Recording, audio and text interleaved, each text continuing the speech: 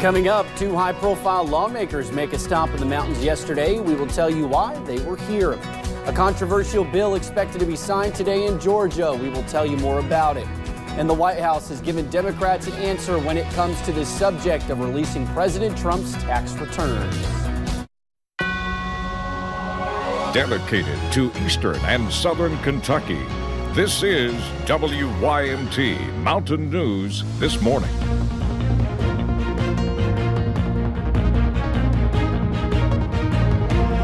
Good morning. It is 6:31 on this Tuesday, May the 7th. I'm Will Puckett. Thank you for tuning into Mountain News this morning. Yesterday was pretty. We hope to see a repeat. The person that can give us that answer is Brandon. Let's toss it over to him on this Tuesday. Brandon, good morning. Good morning, Will. And we're looking at a beautiful sight up on top of Buffalo Mountain. Let's take a look here in Perry County. The sun on its way up. Just a few little high clouds up there. So it's going to be another beautiful day on Mountain Parkway this morning at Slade. Things are pretty quiet so far. A little patchy fog, so be careful of that patchy dense fog at that. Less than 2 miles, or about 2.5 miles there at Harlan. And then we've seen some fog outside WYMT and in Whitesburg as well. 40s and 50s, valleys and ridges. Normal day on the coffee meter. And if you're heading out, the next 12 hours look fantastic. 80s for daytime highs today and a beautiful afternoon on the way. Full forecast on the way here in just a few minutes. Will? All righty, Brandon. Thank you, sir. Well, Governor Matt Bevin, Congressman Hal Rogers, and others were in Eastern Kentucky yesterday as they made stops at 4 different regional airports, announcing a brand new aviation maintenance technician program that is expected to create hundreds of jobs. WYMT's Justin Case was at the Wendell H. Ford Airport here in Hazard as a crowd of about 100 people listened to how this training will also help grow the region. Appalachian Regional Commission is awarding nearly $1.5 million to begin this program. State officials say there is high demand for aviation maintenance technicians across the state. We have tens of thousands of planes in our immediate area within an hour flight of Hazard. Congressman Rogers says many plane owners are taking their aircrafts out of state for maintenance, meaning Eastern Kentuckians could soon fill that need. We're having to look for places to make a living.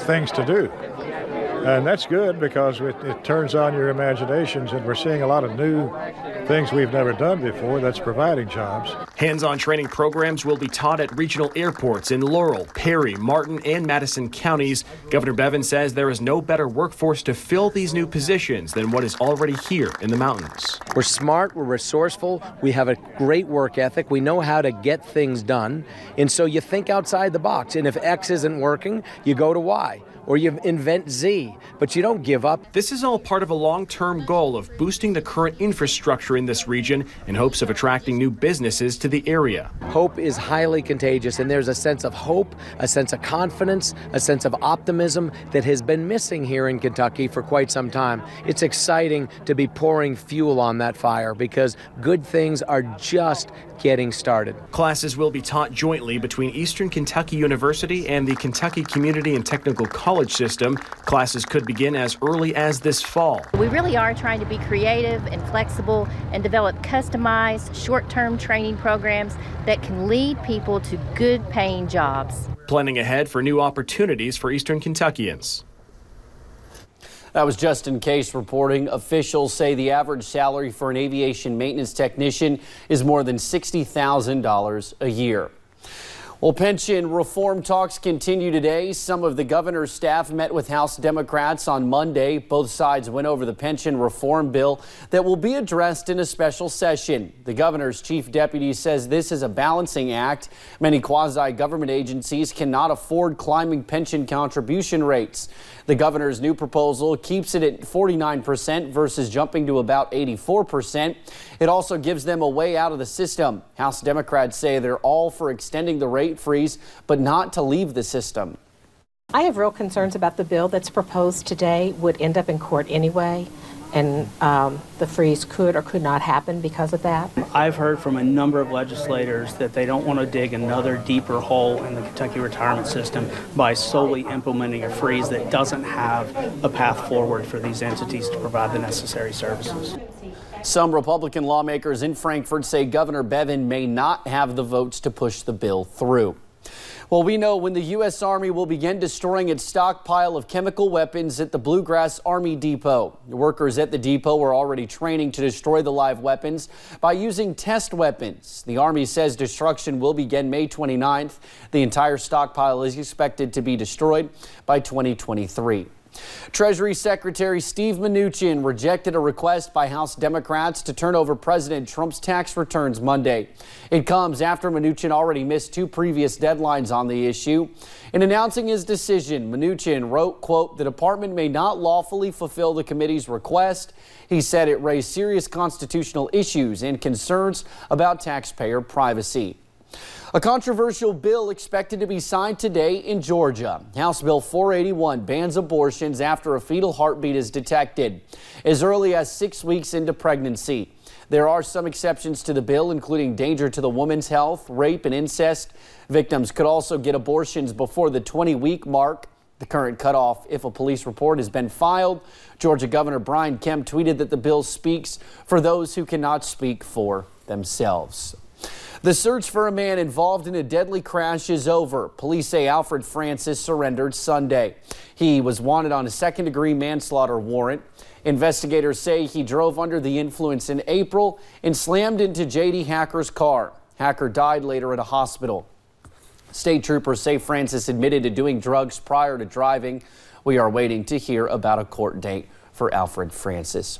Well, yesterday was a busy day in Clay County Circuit Court. In a deadly shooting case, a woman pleaded guilty. Angelina Grubb admitted to her role in killing a man. Prosecutors argue she, along with Matthew Caldwell, conspired to shoot Jody Severe in 2017. Police claim Caldwell pulled the trigger. Grubb pleaded guilty to a second-degree manslaughter charge. Her sentencing is scheduled for July 1st.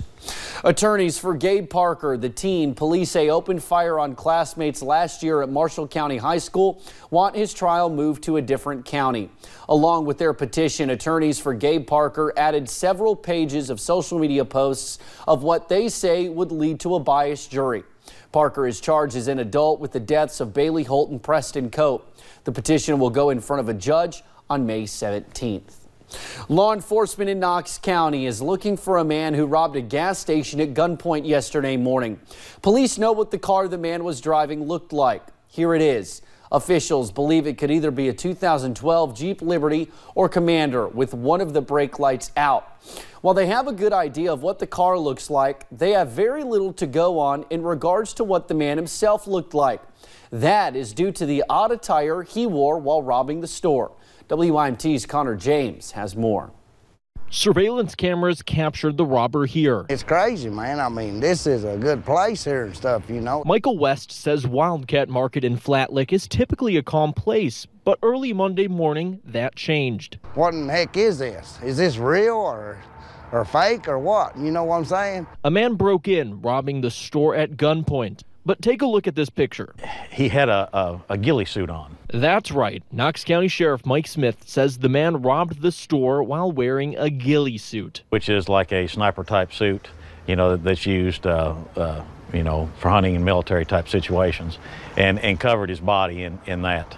Which is odd. Odd is an understatement for some. It don't even look like a person. It looks like a bear or something. You know what I'm saying? Now, thankfully, no one was hurt, but the robber did get off with an amount of cash that's currently undisclosed. Oh, I would be scared to death. I would freak out. I mean, it would scare me. And although the suit is supposed to help conceal his identity. And I hope they do get him, because, I mean, for real. Locals hope this man won't stay hidden from law enforcement for long. In Knox County, Connor James, WYMT Mountain News. If you have any information, you are urged to call the Sheriff's Office at 606-546-3181. Well, it's 6:40. Let's toss it over to Brandon on your Tuesday. Forecast this morning starts off pretty nice. Not a whole lot going on. Live pinpoint Doppler radar all clean sweeps this morning. And again, some fog, some patchy fog out there. Be careful of that. Temperatures in the 40s and 50s, valleys in the 40s, ridges in the 50s this morning. Take a look at the state temperatures. Already 61 there in Louisville, 49 in the Tri-Cities, 48 Huntington, 50 in Cincinnati, and 57 out toward Paducah and Bowling Green. The out-the-door forecast, if you're heading out here the next little bit, temperatures climb quickly. We're already into the 70s by lunchtime. time, and then we'll be into the 80s this afternoon. It's going to be a very nice day, so get out there and enjoy it. And listen, if you got to wash your car, I would do it today because those rain chances will start to pick up as early as tomorrow. Will? All righty, Brandon. Thank you, sir.